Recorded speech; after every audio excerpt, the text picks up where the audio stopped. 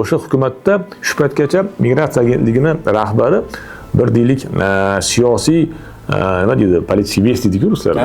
Shunga shunaqangi bir o'rni bo'lgan odam kelmaganda, hozirgi kunda endi Behzod Musayev ko'p joylarda vazir bo'lgan odam, ancha-muncha joyga gap o'tadigan, shunaqangi bir ishni oxiriga yetish imkoniyati bo'lgan inson keldi migratsiya agentligi. Shu tomondan biz xursand bo'ldik.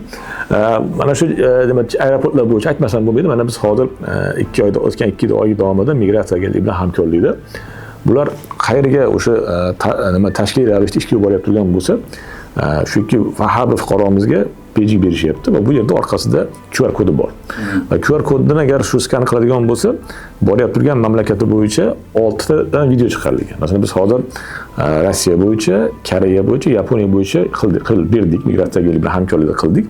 Ya'ni asosiy kerak bo'lgan mavzular 6 ta qisqa videolarda amalga oshirilgan. Ya'ni u yerda o'zbek tilida o'sha kerak bo'lgan ma'lumotlar berilgan, o'sha raqamlar berilgan va bu videolarni hozir endi barcha tarmoqlarda tarqatdik. Undan tashqari hozir aeroportni ham, ya'ni hozir kelishdan oldin gaplashib beryapmizki, aeroportga o'sha tablolarga ham qo'yib berish masalasini.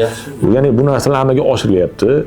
Bu bo'yicha nima deydi, ular bilan aloqadamiz, muhokamada qilyapmiz. Bu ishlar yo'lga qo'yilgan, lekin shuni ishlab jarayonida ko'ryapmizki, mana shu davlatlar bo'yicha mutaxassislar yo'q.